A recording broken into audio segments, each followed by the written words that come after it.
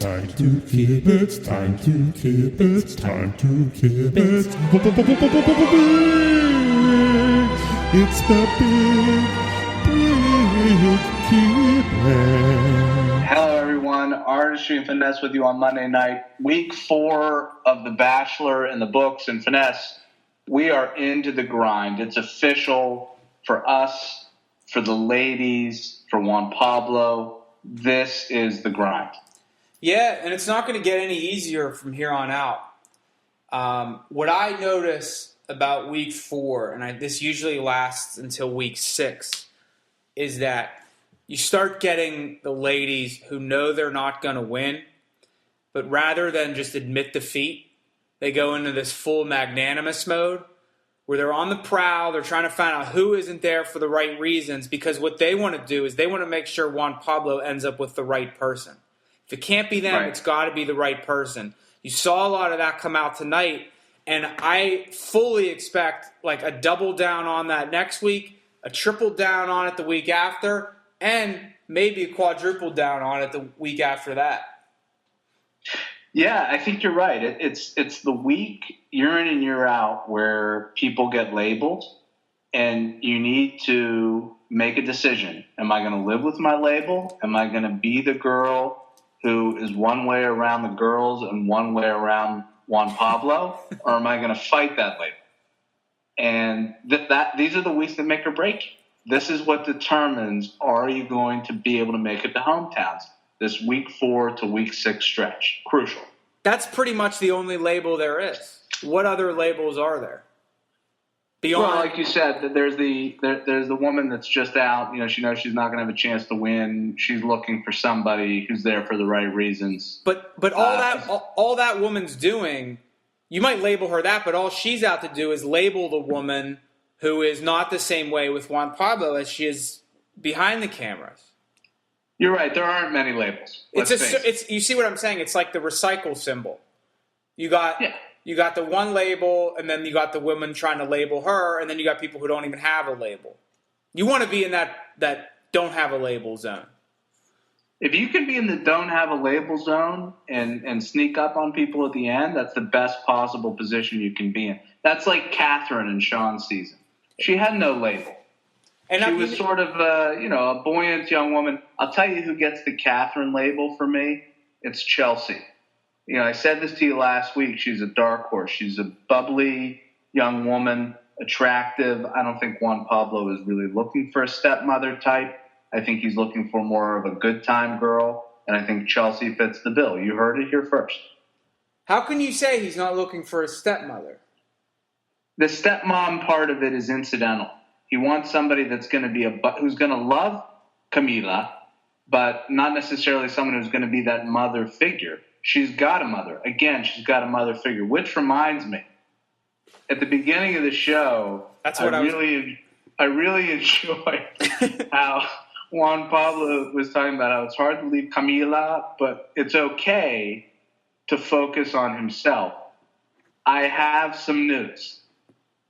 He was probably focused on himself when he walked out on Camila's mother. I'm just saying. Now he's focusing on himself again. Last year, when you were supposed to come to Montreal for a Penguins game, did you approach Mrs. Artistry and say, it's going to be very difficult to leave you and the children behind. I just need to focus on myself right now. That's exactly what I said, to which she responded, your passport has expired, you idiot. But I think he needs one-on-one time with himself. And we talked last week, a big theme of our podcast was whether one-on-one time is overrated or underrated. And I think what's underrated is Juan Pablo needing one-on-one time with Juan Pablo to get to know himself better and what he needs. Do you think he knows? Do you think he knows because he has identified a woman who has a lot of very pronounced qualities in Nikki? She's super insecure. She's catty. She's negative. She's paranoid. And he has decided, this is a woman I really want around Camila. So does he have a clue? But again, now you're looking for? But see, you're contradicting yourself because you said he wants her around Camilla, but then you said that's incidental. So which is it? No, you don't put words in. First of all, when it comes to fatherhood, do not put words in my mouth. What I'm saying is he's not looking for someone to play the role of Camila's mother. That doesn't mean he's not looking for someone who's a good influence on Camila and someone who will put on her pajamas. He's looking for someone who can do those things and be those things for Camila. He's just not looking for a new mother for Camila. Big difference, Vanessa. I think this is a very fine distinction you're making, and I'm not sure I fully get it. It sounds like what you're saying is that... Oh, it's clear you don't get it. It's clear. What you're saying is he's looking for an influencer, but he's not looking for a mother, although mothers can influence. Is that what you're saying? Don't try your linguistic gymnastics with me. I'm saying that he doesn't want someone who's a bad person around Camila. He just doesn't need a mother. I'm wondering, can he even recognize that Nikki is not such a great person? She's the woman who's one way around him and one way with the other girls. That's who she is. But we don't know how she is with Camilla. We don't, but I think we see some hints of that. Now, could she have a third way? Like, what happens if she has a third way? And it's just not something that we know about. We may not know about it. I'm just wondering what Juan Pablo sees.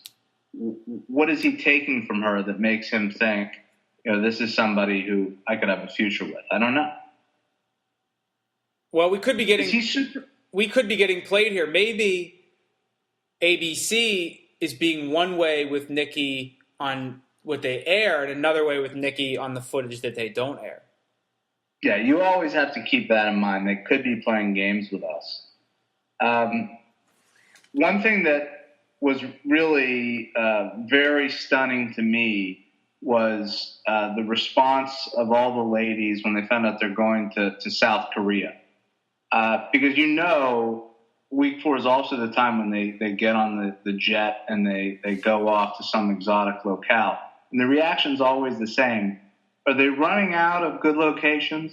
Because the reaction's always going to be pure ecstasy. They're so thrilled to be going with it. Well, if somebody said to me, "You're going to Seoul, South Korea," I mean, it's not a terrible thing per se, but would I be, hooting and hollering? I'm not sure. Well, this is why you're not on this show, because they got into like an orgasmic state of being before it was even revealed where they were going.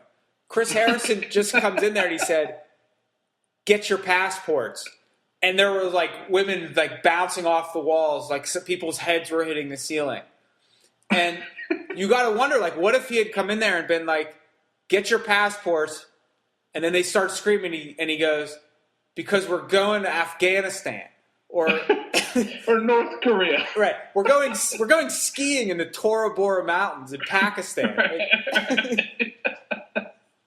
No, I'm sure there would have been the same level of excitement. There's absolutely no question about that.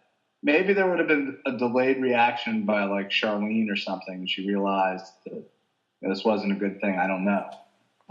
Charlene seems to be operating on somewhat of a different level in terms of skepticism. You don't normally see someone as skeptical of the process, yet at the same time swept up in the magic of one. Well, we've seen this. We've seen this a million times. Nobody can escape the process. The process always gets you. I mean, it just does. Like, she was, I guarantee you, every single one of these women goes on the show, and before they go on, they say, "When I get sent home, I'm not going to cry." Like, yeah. They all say that. They all cry. Sure. Whether you get off the first episode, the last episode, you cry. Charlene, her skepticism, I don't buy it because they're going to break her down. They will break her down. You're so right about the process. And she's like, "There's no way I would ever sing. Never would sing for a man." Next thing you know, she's in the middle of, Tiananmen Square or whatever it was. The Human Torch was denied a bank loan. Oh! Do you think she's a contender to win, or is she just kind of taking a lead out of the gate here to be surpassed eventually by someone like an Andy? Oh, she's going to be surpassed. She's just not. She's too cautious. You know, he's sort of been enticed by her reticence. I think. You know, he finds her a little bit exotic, but I think ultimately he's going to want to be reassured that this is somebody that's 100% in it. And I don't think she's going to get there. Right. Although she does have a thing when she kisses him. She sort of calls her shot. I don't know if you've noticed this. She points to a spot on his lip, and then she goes in for it. She just she's the Babe Ruth of kissing. She really is. She gets right in there. One other part of the process that never changes, we talked about the excitement when they go, wheels up, the first trip they go out of the country. The other part that never ceases to entertain me is when there's a one-on-one date going on, and then they cut back to the house, and it's the other women, and they're like, I have no idea what they're doing right now. Like, what even are they doing? and I just want someone to be like, I know exactly what they're doing, and they're perfect for each other. They shouldn't even come back. They should just go get married. Yeah, I'll tell you what they're doing. They're taking the foreign market walk. Right. Yeah, that happens in week 4. That's what they're doing. Yeah, it's in our book, The Walking Around Date. We've talked about this. And the opera singing was just a different form of dancing. Usually there's dancing. There's some local banjo player or something of that nature. And they dance to that awkwardly for a few seconds. This was awkward opera singing for a few seconds. Really just right off the script. Right, and they had the advantage they had in this market walk was they had more exotic food that they could sample. That carried them through a solid segment there. Right, you show off your adventurous side by eating food that millions and millions of other people eat every day. Yeah, there was also like a weird dollhouse karaoke scene in this one. That group date was sort of bizarre even by group date standards, and they had like the dead skin fish thing. You talking about the second group date? Yeah, the second group date. Here's what I didn't like about the group dates, and this is, I think, a big problem this whole season, is no one's stepping up. No one's taking control of the group date. Like, you had Kat try to do it in the first group date when they're dancing with the little Korean band in the mall, but like where is the making out in front of the other girls? Why are you not putting his hands on your buttocks? Why are your breasts not pressed against him? Do you know what I'm saying? Like, everyone's kind of keeping a healthy distance, and I want to say to one of these women, I want to say, step it up. Yeah, these girls were so offended by Claire, eating the octopus with it. Claire wasn't doing anything. She was just talking to him. I mean, it was just, everybody's very sensitive. None of them did anything. Everyone is still very cautious. You don't see a lot of risk-taking so far. It's a daunting proposition with Juan Pablo, and the one young woman who, Lauren, I believe is her name, who took a risk, she was mercilessly shut down. What do you think about Juan Pablo using Camila as a shield in that circumstance? That's a pretty controversial move, in my view. I wasn't happy. So you think it would be better to use your daughter, as he would say, to use your daughter as a sword, not a shield. Exactly. So you think he should use the daughter to have sex with the women? Yes. But not use the daughter to not have sex with the women? Yes. All right, well, that's parenting advice from a parent. Let's just be clear. That's the way it's done. One risk that did pay off, I want to talk about. On the first date, Kat, who was an impressive dancer, she, in her one-on-one time with Juan Pablo, wanted to tell him that she's about more than just fun. So she naturally told him that her father was a raging alcoholic and had 7 DUIs. And you'll notice that later in the episode, she was the very last one to get a rose. Right. And I don't think it's a stretch to say that 7th DUI is what put her over the top. Because if her father only has, say, 4, 5, 6 DUIs, right, maybe Elise or Lauren gets that final rose. Yeah, people listening tonight, if you're new to the podcast, welcome. We're happy to have you. You may not realize that it's not enough to be an alcoholic. Right. And, the DUI thing, it's a little bit of color, but when you throw in 7 DUIs into the conversation, that resonates with a bachelor. And you wouldn't know this if you're not as familiar with the show as we happen to be. But if you were just to say my dad was a terrible alcoholic, was a really upsetting child, that doesn't even register for people. You'd have 8 other girls there raising their hand and saying, so is mine. Yeah, exactly. Why do you think these girls are on The Bachelor? Exactly. Which brings me to another point. I mean, we started this podcast by talking about how this is really a grind, and it is. This is also the week where, let's just recognize these women throw out their dignity the minute they step out of the limo. But when you get to week 4, you're not just throwing away your dignity, you're spitting on your dignity. You are just grinding your dignity into the ground with your high heel. You have very little dignity at this point if you're still on the show. Women are doing whatever they need to do to get that rose. And, granted, we could see a little bit more assertiveness on the group dates, but you're seeing people sing opera in the middle of some square in South Korea. You're seeing women just going for the kiss haphazardly. You're seeing a lot of things happen. You're seeing women admit to vomiting and then swallowing their own vomit.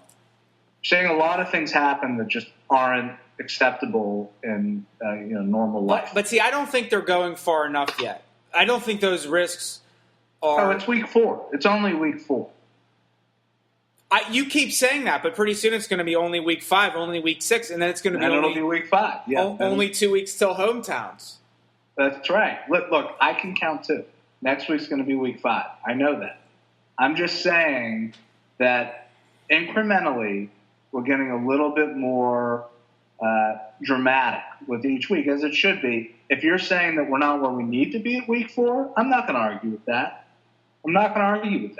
We've seen a lot of these shows. I'm with you on that. I just feel like we know what the destination is, and we're a little behind on the journey. We've hit some traffic along the way. We're not making good time. So you're saying we need double time in week 5? Yeah, I'm saying we need an episode where, like, the gloves come off. We need more sexuality. We need more backstories. We need, why someone has a father with 7 DUIs. Like, where's the girl whose father is addicted to crack cocaine? I mean, like, give me something here. Like, someone has to step it up. We haven't, play the video. Play the DVD. Get Claire to play the DVD of her deceased father telling Juan Pablo that the father wants Juan Pablo to marry his daughter. That's what I think could speed this up. Here's what I want. I want Claire to pull a Courtney. I want her to get naked, take Juan Pablo into the ocean. Then the TV screen rises up out of the beach and we watch the DVD. That's what I want next week. Someone's got to make a move. It's wide open is what I'm saying. There is opportunity here for a risk if only someone would take it. Big week next week. I think we can agree I think we both have big expectations, and I want to know from you before we go, who's your candidate to rise up and meet those expectations? Well, I think that I don't think they're all going to necessarily be nudity moves. I don't think that always works. I think it has to be done in the right way. But I think you could definitely see Andy making a move. She's sort of been lingering as a candidate all along, as some of the fat gets trimmed off these other girls. Apparently, there's someone named Allison. I had never heard of her before at the rose ceremony. I don't think she's a player. Chelsea, you could be right about. I don't know. I think that's it. Andy's the only one that's sort of, I think, primed to make a move, who has a lot more to offer, even though she's already in a pretty good place. Yeah, well, we'll see how it unfolds. Let's get it together, ladies. Let's step it up. Thanks for joining us, everybody. We'll see you next week. Until next week, GTOG. Time to keep it, time to keep it, time to keep it. It's the big keep it. Tom and Kibitz with the big keep it. Ooh, big kibitz. Big. It's the big kibitz. Tom and Kibitz with the big kibitz. Ooh, big kibitz.